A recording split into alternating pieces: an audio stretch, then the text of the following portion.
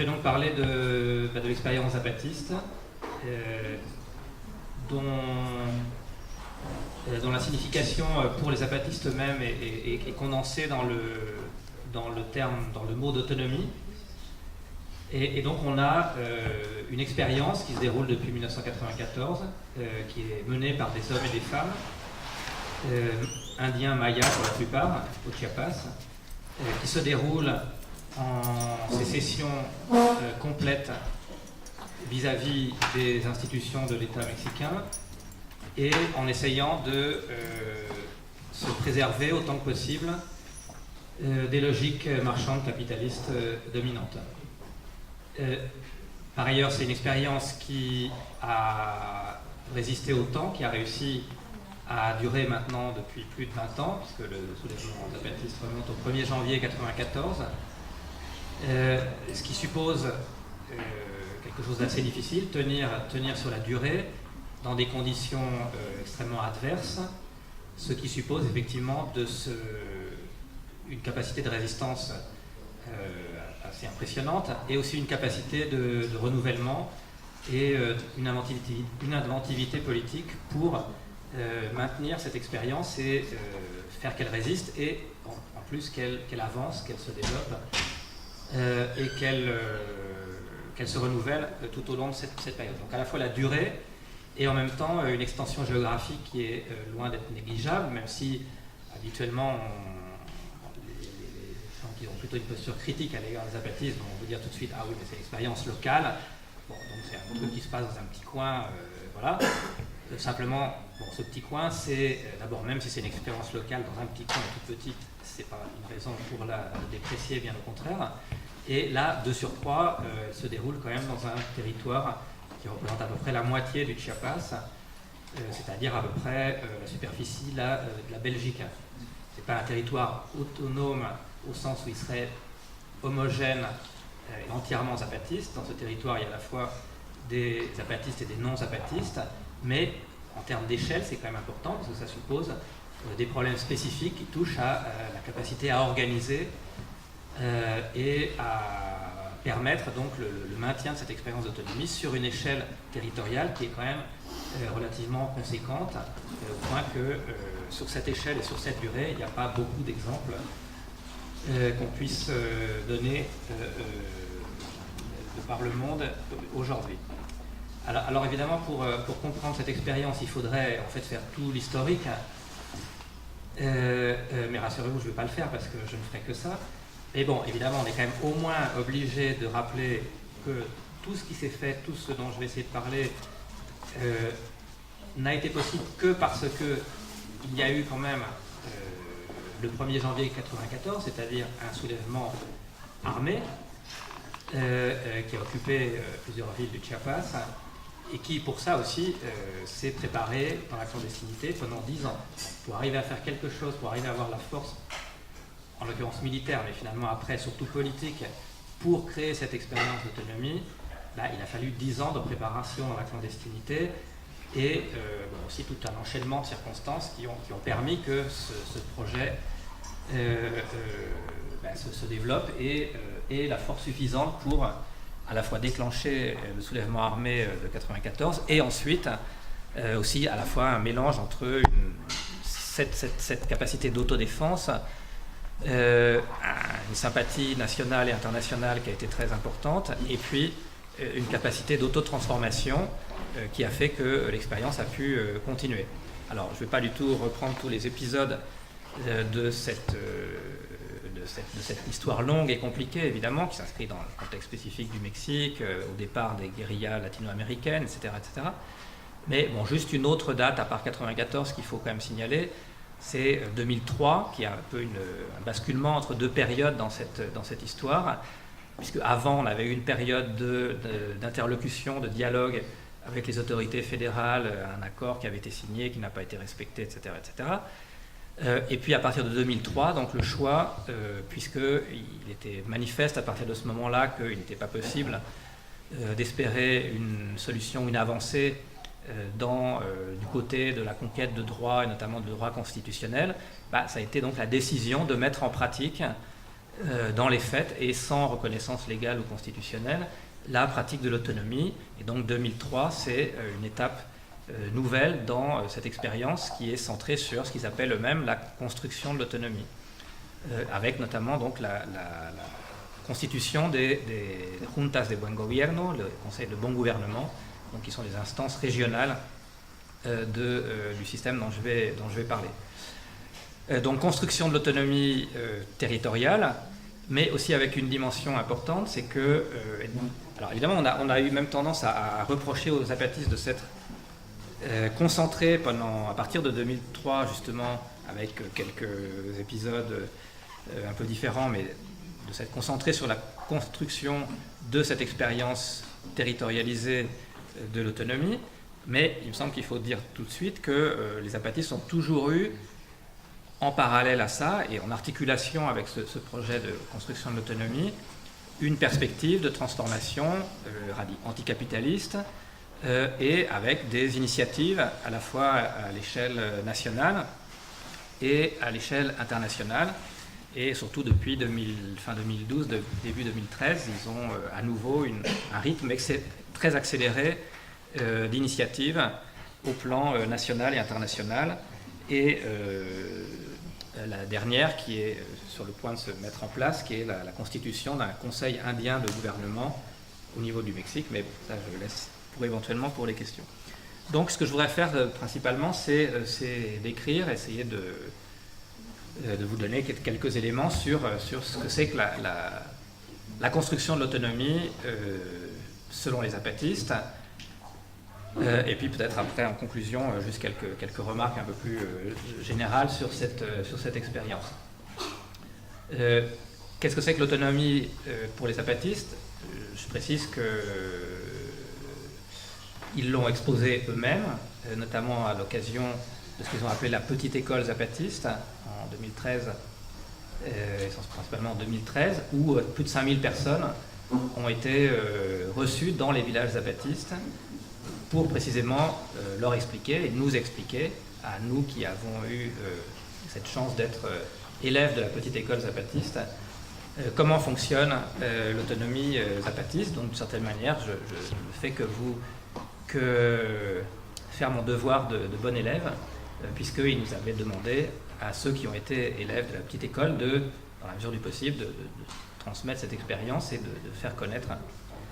ce qu'eux-mêmes ont souhaité nous dire.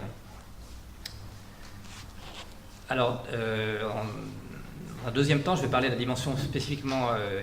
politique, puisque c'est ce que Armel a dit, mais il me semble qu'on ne peut pas commencer d'emblée par cette dimension politique. Il faut commencer par présenter quel est le sens réel, le sens profond pour eux de l'idée même d'autonomie. Je pense qu'avant la question de l'organisation politique, c'est le fait de défendre, de faire vivre concrètement, dans la vie de tous les jours pour eux, une manière de vivre qui est la manière de vivre à laquelle les Indiens mayas zapatistes tiennent et qu'ils sont prêts à défendre comme ils l'ont fait jusqu'à présent. Et ces formes de vie, on peut considérer qu'elles échappent en effet d'une certaine manière aux logiques capitalistes dominantes, même si les zapatistes eux-mêmes ont la prudence et la sagesse d'une certaine manière de bien préciser qu'ils savent très bien qu'ils ne vivent pas hors du capitalisme. Pour moi, c'était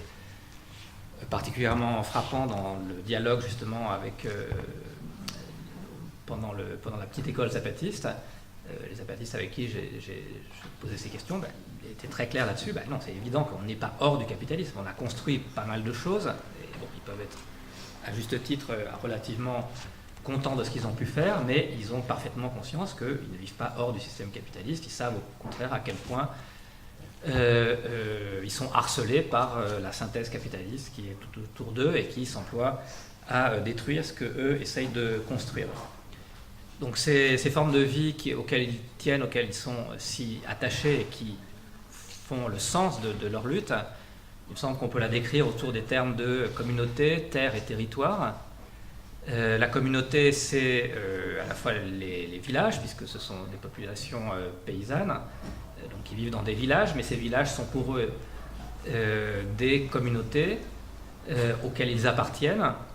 et l'appartenance à la communauté se reproduit, et chacun contribue à cette reproduction de cette entité communautaire, qui se manifeste d'abord par la pratique de l'assemblée communautaire. Alors ça, c'est pas quelque chose qui est propre aux zapatistes, c'est une tradition indienne qui existe donc aussi dans les villages qui ne sont pas zapatistes, même si elle a tendance à y disparaître beaucoup plus rapidement, qui n'est pas non plus une réalité intemporelle qu'on a parfois tendance à mythifier comme si elle remontait à un passé immémorial ou en tout cas préhispanique. C'est une réalité elle-même historique qui s'est transformée au fil des différentes périodes historiques, et y compris pendant la période coloniale. Mais il n'empêche qu'il y a un certain nombre de pratiques donc, qui sont spécifiques, qui ont pu exister ailleurs, mais qui ont en général disparu ailleurs. Et donc c'est l'assemblée communautaire, donc le lieu où se produit un échange pour décider des affaires communes du village. C'est la pratique du travail collectif. Il a été question de la minga, je crois, en référence à l'Amérique latine. Au Mexique, c'est plutôt le tequio, mais c'est des formes de travail collectif pour l'entretien des chemins ou pour des bâtiments d'usage collectif dans le village, ou pour aider certaines familles à tour de rôle dans un certain nombre de tâches de construction, par exemple. Et c'est évidemment aussi l'usage collectif des terres, puisque au Mexique, c'est un legs de la révolution mexicaine des années 1910, il y a encore une proportion extrêmement importante de propriété sociale, de terres soit qu'on appelle communales, ou aussi de terres ejidales. Mais bon, je ne vais pas rentrer dans les détails juridiques de ces différentes formes, mais disons que ce sont des formes de possession collective de la terre, même si elles sont réparties aux différentes familles. Donc ces terres sont cultivées pour l'essentiel de manière familiale, mais elles peuvent être redistribuées ou réparties à nouveau en fonction de l'évolution démographique des différentes familles. Et donc il y a un droit de regard et un certain nombre de décisions sur la manière dont ces terres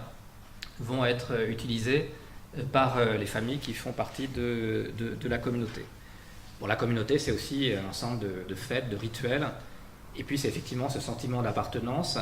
qui fait que la relation entre la dimension individuelle de l'existence et la dimension collective se pose dans des termes complètement différents de ceux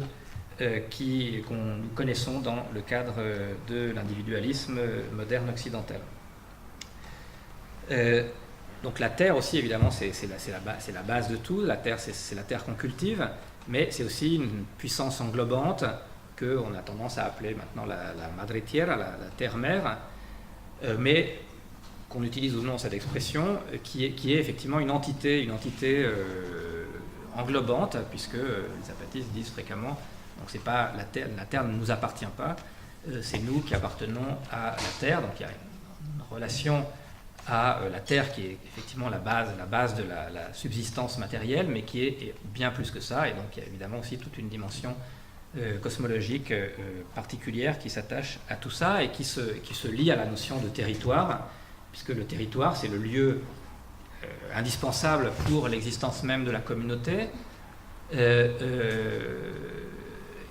Donc c'est un lieu particulier, un lieu spécifique, un lieu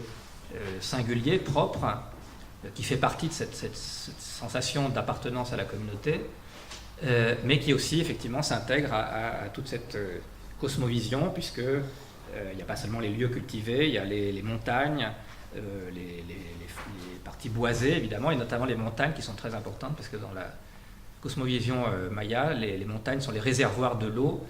et donc les lieux fondamentaux pour tout le cycle de l'eau, et donc de la vie, de la reproduction des cultures, mais de la vie aussi en général. Donc tout ça, alors évidemment il faudrait parler pendant des heures de tout ça, mais ça dessine évidemment une manière de vivre, une relation à la dimension individuelle de l'existence, à la dimension collective, à la dimension non humaine de ce que nous appelons l'environnement, qui est complètement différente de ce qu'on peut connaître dans notre propre culture, et c'est tout ça qu'il s'agit de défendre. Alors le problème, c'est que défendre tout ça, c'est évidemment rien moins que facile, parce que ce mode de vie,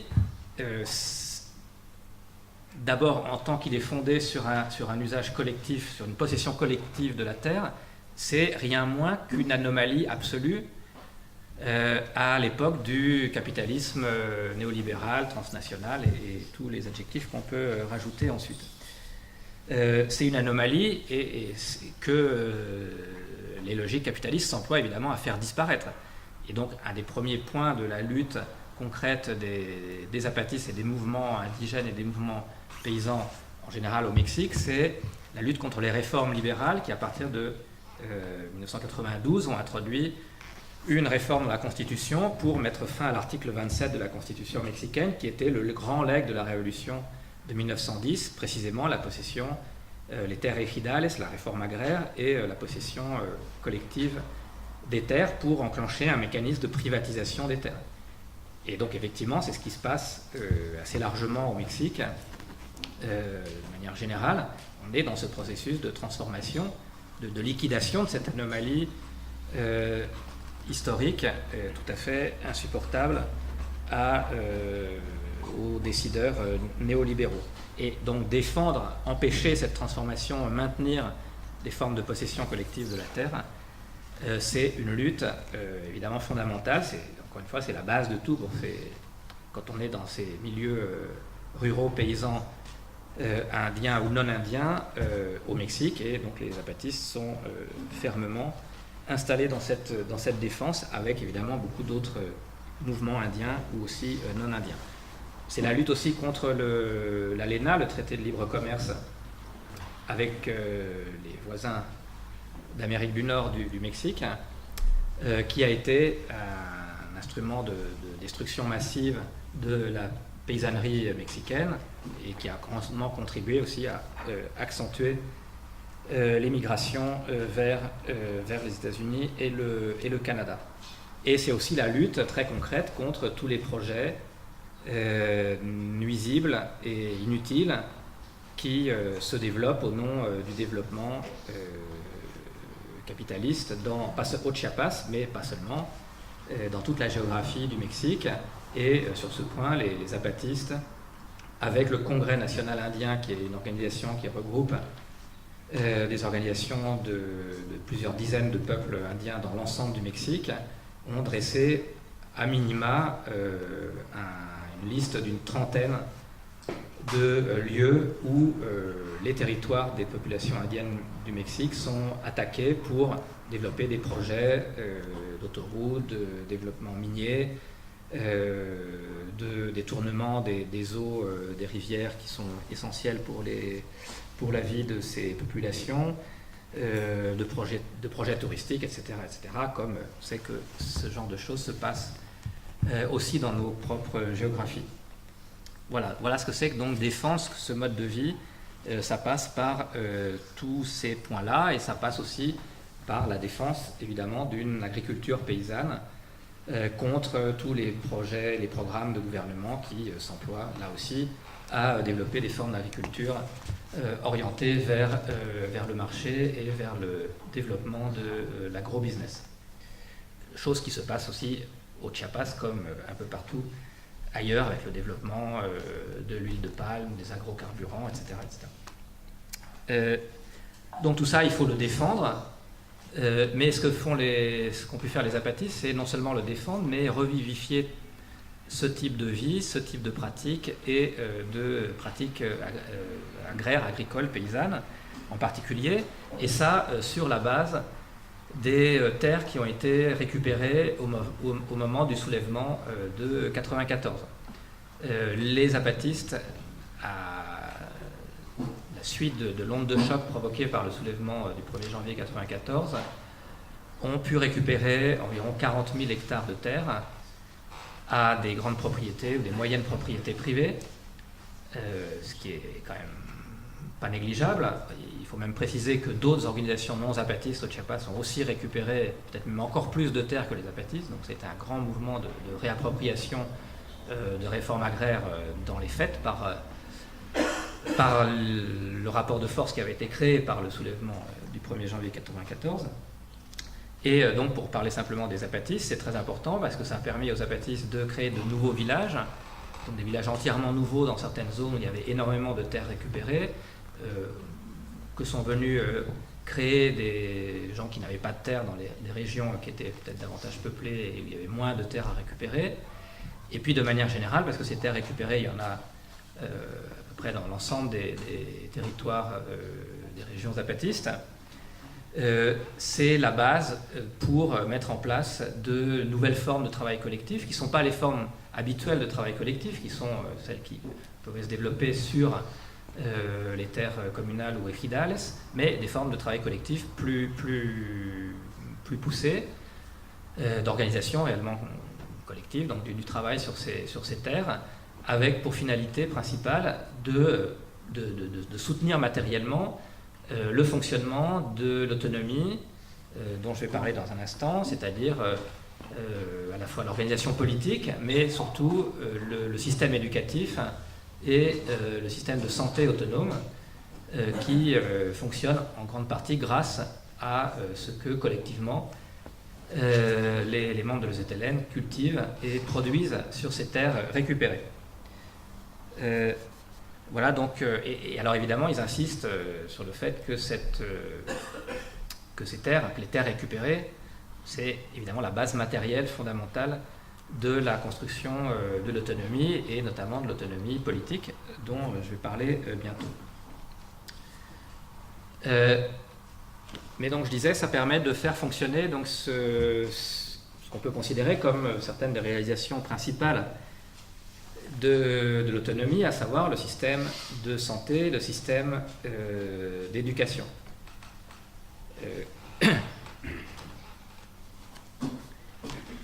Et ce système d'éducation, ce système de santé, le système d'éducation, pour prendre seulement cet exemple, c'est pas rien, ça veut dire que les zapatistes ont construit à partir de rien, encore une fois en dehors complètement des cadres institutionnels mexicains, donc sans se détachant totalement du ministère de l'Éducation nationale, puisqu'encore une fois l'autonomie c'est vraiment une sécession pour le coup absolument nette et tranchée vis-à-vis du système politique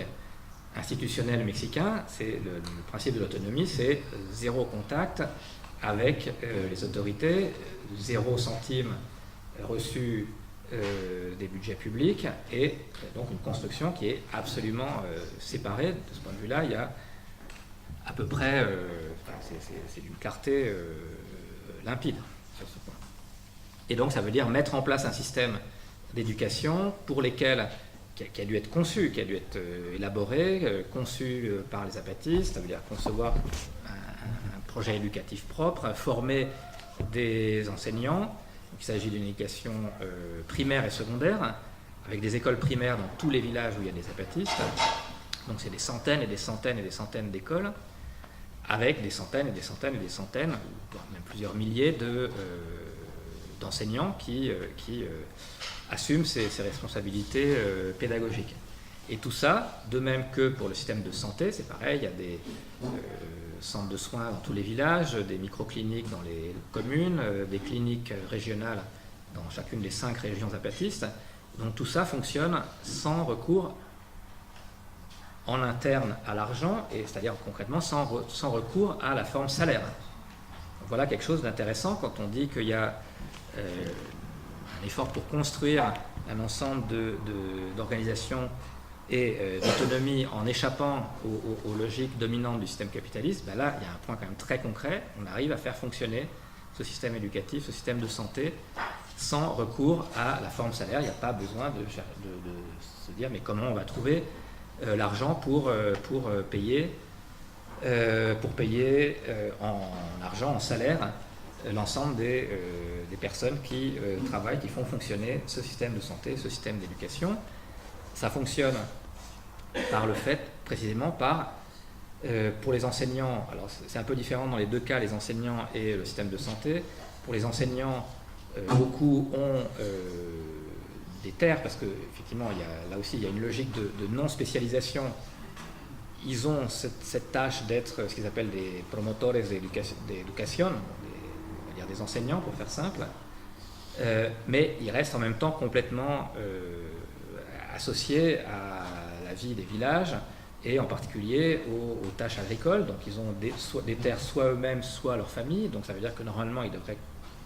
participer à la culture de ces terres. Et donc l'accord, c'est que la communauté où ils enseignent prend en charge les besoins matériels de ces enseignants, donc leur fournit ce qu'ils ont besoin en nature, ou éventuellement vont travailler ce relais pour travailler sur les terres de cet enseignant s'il en a, ou de sa famille. Pour ce qui est du système de santé, c'est un peu différent. C'est précisément ces terres récupérées, les travaux collectifs qui sont développés sur les terres, sur ces terres récupérées, qui, par exemple, ça peut être des projets d'élevage, donc il va y avoir vente des animaux qui sont élevés sur ces terres, et donc alors il y a argent effectivement dans les échanges avec l'extérieur, et donc là, les rentrées vont permettre d'acheter, parce qu'évidemment, dans le cas du système de santé, même s'il y a un mélange avec les systèmes de la médecine traditionnelle, il y a besoin d'acheter à la fois pour pas mal de choses en termes de matériel ou de médicaments. Et donc là, c'est cet engagement collectif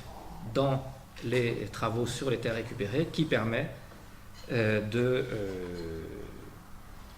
soutenir matériellement donc le système de santé.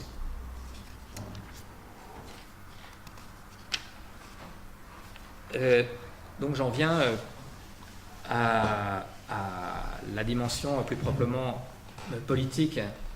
de l'autonomie, puisque c'était un des titres qui a circulé. Effectivement, l'autonomie telle que les zapatistes le conçoivent, c'est en effet une forme d'organisation politique particulière, et en l'occurrence qui est conçue comme échappant aux logiques de l'État et échappant concrètement à l'emprise du système institutionnel mexicain. Et donc c'est le développement d'instances d'autogouvernement dans un système qui est quand même relativement compliqué, donc je vais essayer de résumer les principaux traits de la manière la plus simple possible, mais on pourra aussi compléter avec les questions si vous en avez. Donc un système d'autogouvernement qui, alors évidemment, qui ne s'est pas mis en place tel que je vais le décrire d'emblée, qui s'est construit peu à peu, notamment parce qu'il y a trois niveaux, trois échelles spatiales. Donc il y a d'abord donc, le village, puisque c'est le cadre de vie essentiel, et donc cette politique de l'autonomie, elle part du cadre même de vie, des lieux de vie concrets, et donc c'est d'abord, encore une fois, c'est d'abord le village et la communauté. Donc on a le village qui est le cadre essentiel. Ensuite, alors depuis 1994, parce que les communes autonomes zapatistes ont été constituées à partir de décembre 1994 et dans les années qui ont suivi. Donc le deuxième niveau, c'est celui de la commune. Une commune, c'est plusieurs dizaines, au moins plusieurs dizaines, parfois même,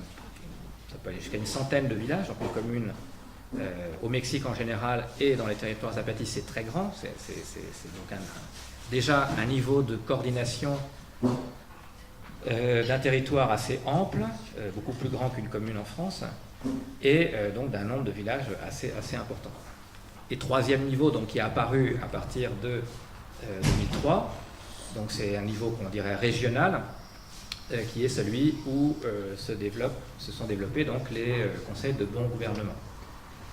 qui eux-mêmes coordonnent ou fédèrent les différentes communes autonomes zapatistes. À ces trois niveaux, on a à la fois donc, des assemblées et des instances, des représentants, des instances élues. déjà au niveau de la communauté, donc on a l'assemblée communautaire dont je parlais tout à l'heure, qui est en fait quelque chose qui a une existence traditionnelle, mais on a aussi un représentant du village qui est élu par la communauté. Au niveau de la commune, on a à la fois donc un conseil municipal et une assemblée communale. Et au niveau régional, on a donc le conseil de bon gouvernement, mais on a aussi une assemblée régionale qui évidemment se réunit moins souvent. Évidemment, l'assemblée, et c'est pour ça que j'insiste sur ce fait qu'il y a donc 3 échelles et les problèmes qui se posent. Donc, on a à la fois des élus et des assemblées, mais l'articulation entre les deux se passe de manière très différente aux 3 niveaux, parce qu'effectivement on a un problème d'échelle et la question ne se pose pas de la même manière s'il s'agit simplement de l'organisation d'un village ou d'une entité régionale qui en fait est assez ample, puisqu'elle a à peu près l'extension d'un département français. Et sur ce point, on peut dire que dans les 3 cas, le rôle des assemblées est très important, mais que pour autant, il serait erroné, à mon sens, mais là, il peut y avoir des discussions, de considérer que tout se décide horizontalement. Et donc là, c'est le type de ce qu'on peut entendre, la question de ce qu'on peut entendre par démocratie directe, par opposition à une démocratie représentative, et un certain nombre de discussions qui peuvent se développer sur ce point. Donc pourquoi à mon sens, c'est pas le modèle. L'expérience zapatiste ne nous parle pas d'une forme d'organisation qui serait purement horizontale. À mon avis, pour 2 raisons. Une, c'est que l'ensemble de cette expérience d'autonomie, elle se déroule en interaction avec une structure qui s'appelle le ZLN, l'Ejército Zapatista de Liberación Nacional, l'armée zapatiste de libération nationale, qui est une entité qui est jusqu'à aujourd'hui encore une entité politico-militaire, dont les zapatistes eux-mêmes reconnaissent qu'elle n'est pas démocratique. Alors évidemment, l'expérience de l'autonomie avec ses conseils, ses entités, les conseils municipaux, les conseils de bon gouvernement, etc., les assemblées, ça c'est une construction de l'autonomie, c'est une construction civile qui s'est développée à partir de 2003 précisément, à côté de la structure de l'EZLN en tant qu'organisation. Et ils ont bien souligné ce fait-là que c'était un projet justement de transfert en fait de l'organisation d'une organisation avec une composante militaire à une organisation qui était purement civile, et dont on peut dire, qu'elle est évidemment assez clairement démocratique, mais il n'empêche que ce serait omettre une dimension indéniable, puisque d'abord eux-mêmes le reconnaissent, donc il n'y a aucune raison de chercher à idéaliser sur ce point. Il reste quand même cette organisation qui s'appelle le ZLN, qui est là, qui a à agir d'abord pour défendre, parce qu'elle assure l'autodéfense de ces territoires. Sans elle, cette expérience n'existerait plus, et c'est elle qui est à la manœuvre pour ce qui concerne les initiatives politiques au niveau national ou international qui sont prises par les zapatistes. Donc il y a forcément une interaction entre ces 2 entités, et donc là on a une composante qui est clairement verticale, qui joue son rôle et qui jusqu'à présent a permis que soit préservée et puisse se développer l'expérience de l'autonomie, qui encore une fois est pour sa part civile. Voilà. Et alors à mon avis, c'est pas une expérience qui est strictement horizontale pour une 2e raison, précisément parce qu'il y a ces 3 échelles dont je viens de parler, et que plus on monte vers l'échelle régionale, et plus le rôle des entités élues est important par rapport aux assemblées. Les assemblées se réunissent moins souvent, et donc forcément les instances élues ont un rôle de décision à prendre ou de préparation des décisions à prendre qui devient un peu plus important. Donc ces responsables élus, ils exercent ce que les zapatistes appellent, et d'une manière générale, ça aussi c'est une dimension traditionnelle dans la culture politique indienne, ils exercent des charges, des cargos en espagnol, donc le terme dit assez bien ce qu'il veut dire. Alors effectivement, on ne se bouscule pas au portillon pour assumer ces charges, ce qui fait une différence avec les systèmes politiques électifs qu'on connaît par ailleurs. Il s'agit de services rendus à la communauté et qui sont effectivement vécus à partir d'une éthique du service rendu, ce qui fait une différence avec les systèmes électifs qu'on peut connaître où la rhétorique du service existe aussi, mais sur un plan dont on pourra dire assez facilement qu'il est assez strictement rhétorique. Mais bon, il faut un certain nombre de mécanismes pour faire que cette éthique effective soit préservée et soit effective. Donc on a des mandats électifs courts de 2 ou 3 ans qui ne sont pas renouvelables et qui sont révocables à tout moment. C'est des assemblées des niveaux correspondants qui ont la capacité de révoquer des responsables élus si ils ne font pas correctement leur travail. Toutes les charges sont exercées de manière collective, même s'il y a différents titres qui peuvent être attribués aux élus, mais ce sont essentiellement des conseils qui prennent les décisions de manière assez globalement collégiale et dans une logique de déspécialisation, c'est sans doute le point essentiel, de déspécialisation des tâches politiques. Le point fondamental, c'est que ces tâches politiques sont l'affaire de tous et de toutes, et que donc personne n'est spécialiste, personne n'a de vocation particulière à exercer ces fonctions. Encore une fois, personne ne se bouscule au portillon pour notamment être nommé dans les conseils de bon gouvernement. C'est une responsabilité lourde et à laquelle les gens doivent se résoudre s'ils sont élus, mais après lesquels ils ne courent vraiment pas du tout et dont ils ont plutôt bien des craintes quand il leur revient d'exercer ces fonctions. Et donc un point très important, c'est que ces fonctions sont exercées à partir d'une position de non-savoir. Personne n'est spécialiste, mais ça veut dire concrètement que ceux qui vont être choisis pour exercer ces fonctions n'en savent vraiment pas plus que les autres, et ça c'est quelque chose qui est absolument récurrent dans ce que peuvent dire les membres de ces conseils, c'est que on arrive, on est là, et il va falloir remplir ces fonctions à un niveau régional, donc qui devient un peu plus éloigné des pratiques quotidiennes, et voilà, comment on va faire, personne n'en a la moindre idée. Bon, on va se débrouiller, et justement, on va s'épauler au sein de ces conseils, en consultant le plus possible, avec tout le monde pour essayer de remplir le moins mal possible ces charges. Et un point essentiel, c'est le fait de faire en sorte que ceux qui exercent ces charges continuent à être des membres ordinaires de la communauté. S'il n'y a pas de spécialisation des tâches politiques, mais comment faire, un problème très concret, c'est comment faire pour éviter que, ne serait-ce que pendant ces 2 ou 3 ans où quelqu'un va avoir cette responsabilité, eh bien, éviter qu'il ne commence à avoir un point de vue un peu différent, parce que pendant ce temps, même s'il est très court, même si ces tâches sont extrêmement contrôlées et très restreintes, parce que les capacités de décision de ces conseils sont quand même éminemment restreintes et contrôlées, mais que l'expérience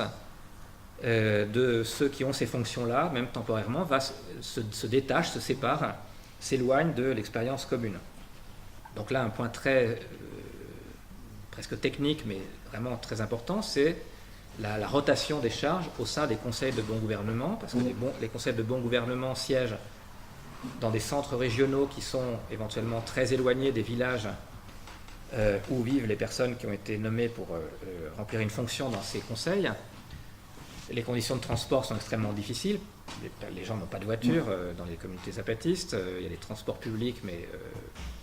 relativement limité, donc ça suppose un coût qui peut nous paraître minime, mais qui pour eux est extrêmement lourd, et un temps assez conséquent, éventuellement pas mal d'heures de marche, etc. Donc, c'est impossible, on ne va pas rentrer chez soi, on ne peut pas être dans un conseil de bon gouvernement et rentrer chez soi le soir dans un village qui peut être à plusieurs dizaines de kilomètres du lieu où se trouve ce conseil. Et donc c'est pour ça que donc, ceux qui sont dans les conseils de bon gouvernement, ils sont élus pour 2 ou 3 ans, c'est 3 ans, mais ils vont former plusieurs équipes qui vont se relayer tous les 10 ou 15 jours. Et donc les personnes siègent dans ces conseils de bon gouvernement pendant 15 jours, et ensuite, pendant 15 jours, même un mois, s'il y a 3 équipes, ils retournent dans leur village et ils continuent à vivre comme d'habitude, à s'occuper à vivre avec leur famille, à s'occuper de leur terre, et ce qui effectivement est un moyen concret, très précis, très spécifique, mais extrêmement important, parce que l'autonomie, ça peut être des principes extrêmement remarquables en théorie, mais sa valeur véritablement, c'est dans la mise en place de dispositifs concrets qui précisément empêchent cette dissociation entre ceux qui exercent ces fonctions et le reste de la population. Donc autrement dit, en disant ça, je suis en train d'expliquer que il y a des formes de délégation dans l'organisation politique zapatiste. Donc on peut décider qu'on refuse par principe toute forme de délégation. À ce moment-là, il faut fonctionner uniquement par assemblée, mais bon, là, il semble que ce n'est pas le choix qui a été fait. Et la question, à mon avis, c'est de se demander si on ne refuse pas par principe toute forme de délégation, où passe la ligne, comment penser la possibilité de formes de délégation qui ne provoque pas cette dissociation entre des gouvernants et des gouvernés, même si ces gouvernants, ils ne font qu'être là à occuper ces charges pendant un temps extrêmement court et avec des capacités de décision extrêmement restreintes. Mais le risque ne peut pas être écarté. Donc la question, à mon sens, la question de l'autonomie politique, si elle doit penser des formes de délégation, c'est d'être capable de réfléchir et surtout de trouver des solutions concrètes pour distinguer des formes de délégation qui vont être non dissociatives, qui vont empêcher cette dissociation, ou qui vont être faiblement dissociatives, c'est-à-dire que même s'il y a, et donc ça veut dire qu'il va y avoir des défauts, ça veut dire que cette forme d'autonomie, il faut reconnaître aussi qu'elle est imparfaite. Il peut y avoir, d'ailleurs s'il y a des processus de révocation qui sont prévus et qui sont parfois mis en place, c'est bien parce qu'il peut y avoir des problèmes. Donc il faut penser, et d'ailleurs eux-mêmes l'évoquent, parce que dans le bilan de la petite école, la capacité de reconnaître les limites et les erreurs était assez impressionnante. Donc effectivement, même dans ce contexte-là, il peut y avoir un germe de dissociation, et je pense que c'est plus intéressant de le reconnaître que de le nier par principe. Donc la question est de savoir comment le restreindre au minimum, que faire pour lutter contre, et comment distinguer ces formes de dissociation, ces formes de délégation faiblement dissociatives, par rapport à des formes de délégation qui, pour le coup, sont par principe dissociatives, et qui sont celles qu'on peut connaître dans la logique de la démocratie représentative telle qu'elle existe, intégrée à une logique d'État qui, précisément, a pour caractère spécifique de produire et de reproduire donc cette dissociation et donc cette capture de la capacité collective à faire et à s'organiser au profit d'un appareil séparé qui est justement celui de l'État.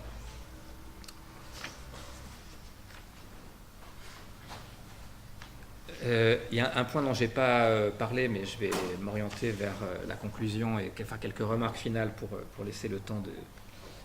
de l'échange, parce que sinon je vais parler trop longtemps. Dans une des attributions essentielles des entités autonomes, des conseils autonomes, donc à la fois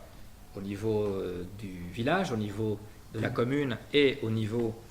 du Conseil de bon gouvernement, c'est l'exercice de la justice autonome. Donc il y a une justice autonome zapatiste, une justice qui est rendue par ces conseils, et dont je pourrais dire un peu plus si vous le souhaitez. Donc il me semble que à part la description, donc on peut continuer à affiner, je pense il me semble intéressant de s'emparer de cette notion d'autonomie, qui encore une fois est celle par laquelle les zapatistes synthétisent le sens de ce qu'ils font, le sens de cette construction dans leur territoire. Et donc cette notion d'autonomie, on peut la définir comme une proposition politique, comme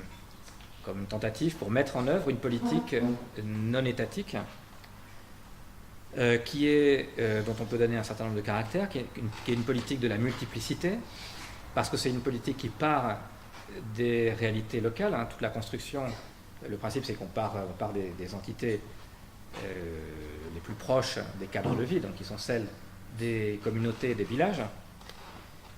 Après, c'est des entités qui coordonnent ces entités de base de l'organisation de la vie collective.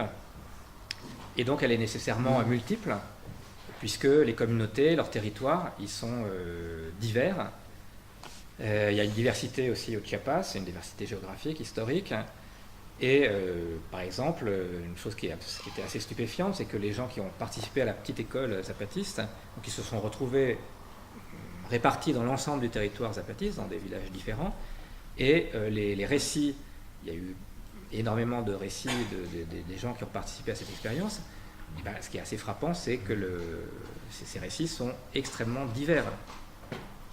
parce que les conditions matérielles sont différentes, les types de culture sont différents, l'organisation politique elle-même, la façon dont les conseils sont organisés, ce que j'ai dit là, c'est une espèce de moyenne, mais il y a des choix concrets différents qui peuvent être faits. Donc d'une région à l'autre, d'une commune à l'autre, d'un village à l'autre, il y a des modes d'organisation qui peuvent être en partie différents, même si le projet politique évidemment est très largement le même. Donc cette idée de la multiplicité, d'une politique de la multiplicité, c'est extrêmement important. Et ça nous amène à souligner le fait que si on réfléchit à ce que peut être un monde post-capitaliste, un monde libéré de la tyrannie marchande capitaliste, précisément ça ne peut pas être un monde, ou alors c'est un monde fait de nombreux mondes, un monde dans lequel il y a place pour de nombreux mondes, qui est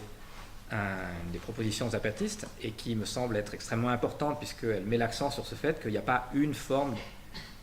unique de sortie du capitalisme, et cette dynamique, elle ne peut être que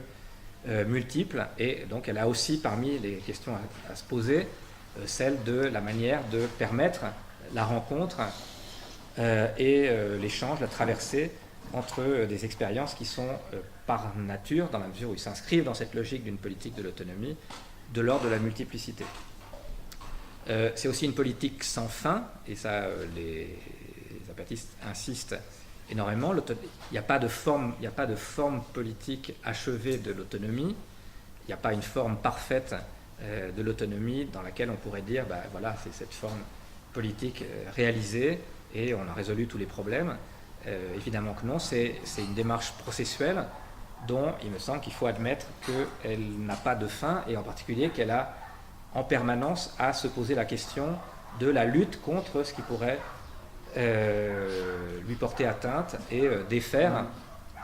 cette organisation selon les logiques même de l'autonomie. Enfin, et donc les zapatistes eux-mêmes ont résumé le sens de la pratique de l'autonomie en disant donc nous sommes capables de nous gouverner nous-mêmes, et plus précisément, donc c'était pendant la petite école zapatiste, ils ont peur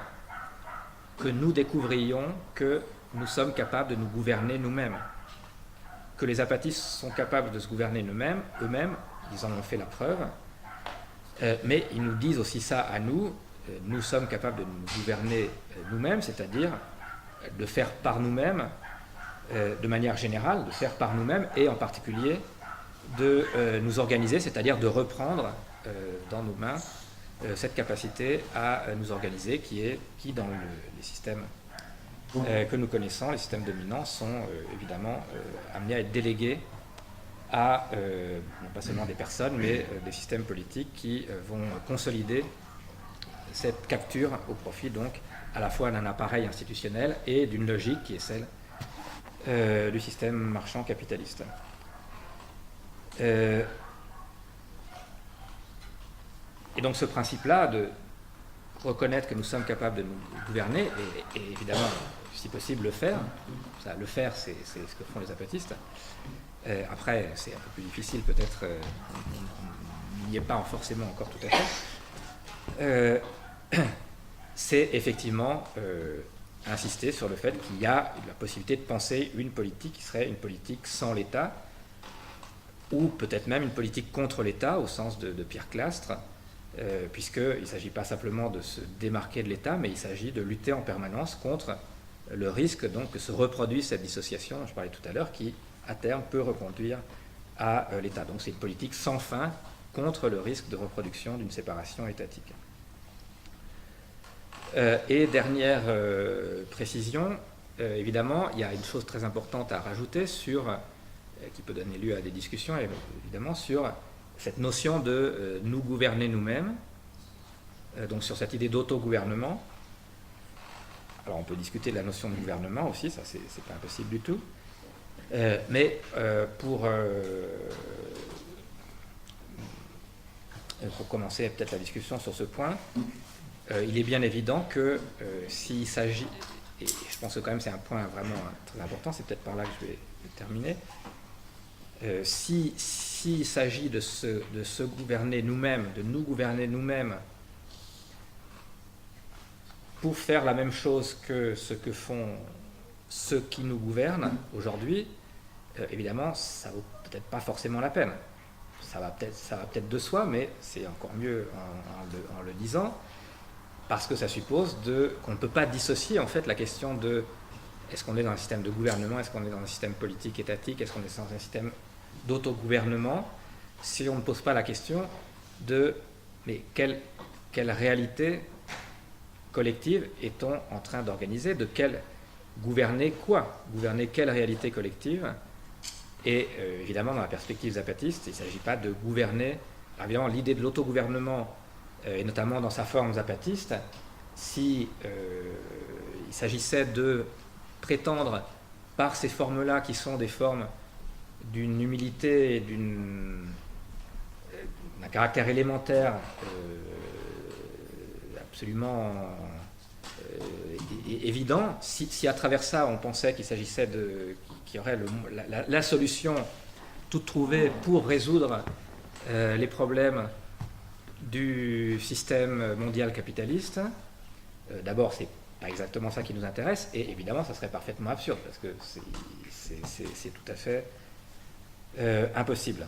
Autrement dit, donc cette question, oui, l'expérience d'autonomie zapatiste, c'est une expérience d'autonomie politique,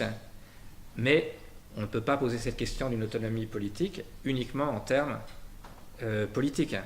Il s'agit de cette expérience d'autonomie politique, elle n'a de sens que s'il s'agit d'autogouverner des formes de vie qui sont elles-mêmes autodéterminées. Donc la dimension de le type de réalité collective qui est mis en place est indissociable des formes politiques sur lesquelles on peut continuer à réfléchir et à discuter.